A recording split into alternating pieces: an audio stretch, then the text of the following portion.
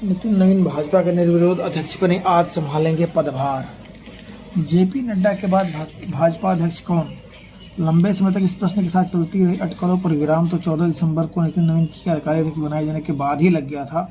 लेकिन सोमवार को चुनाव प्रक्रिया की औपचारिकता पूरी होने के बाद अंततः भाजपा के 12वें राष्ट्रीय अध्यक्ष के रूप में नितिन नवीन के नाम पर अनधिकृत रूप से मुहर लग गई। उनके अतिरिक्त किसी अन्य दावेदार का नामांकन नहीं हुआ है, इसलिए मंगलवार को उनके निर्विरोध अध्यक्ष बनने की घोषणा होगी। साथ ही वह प्रधानमंत्री नरेंद्र मोदी सहित अन्य वरिष्ठ नेताओं की उपस्थिति में राष्ट्रीय अध्यक्ष का पदभार ग्रहण करेंगे। 45 वर्षीय नवीन भाजपा के अब तक के सबसे युवा अध्यक्ष हैं। भाजपा के राष्ट्रीय अध्यक्ष के रूप में नड्डा अपने विस्तारित कार्यकाल में दायित्व निर्वहन कर रहे थे।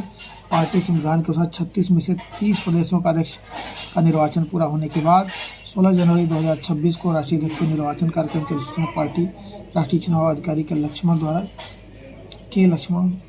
जारी की गई। हालांकि यह पहले से लगभग तय था कि पार्टी नेतृत्व से राष्ट्रीय कार्यकारी बनाए गए बिहार के युवा नेता नितिन नवीन ही सर्वसम्मति से राष्ट्रीय अध्यक्ष चुने जाएंगे। फिर चुनाव प्रक्रिया की सारी औपचारिकताएं पूरी की गई। अगली सूचना है नागपुर से। नितिन गडकरी ने अगली पीढ़ी को जिम्मेदारियां सौंपने की वकालत कर कहा कि चीज़ें सुचारू रूप से चलने लगे तो पुरानी पीढ़ी को पीछे हट जाना चाहिए। गडकरी विदर्भ खासकर औद्योगिक महोत्सव के बारे में बातें करें, जिसकी परिकल्पना उन्होंने की थी। विदर्भ खासकर औद्योगिक महोत्सव का आयोजन एसोसिएशन फॉर इंडस्ट्रियल डेवलपमेंट आशीष काले द्वारा किया गया था। कहा कि काले ने युवा पीढ़ी को एडवांटेज के विदर्भ के पहल में शामिल किया है। मेरा मानना है कि धीरे धीरे पीढ़ी में बदलाव आना चाहिए।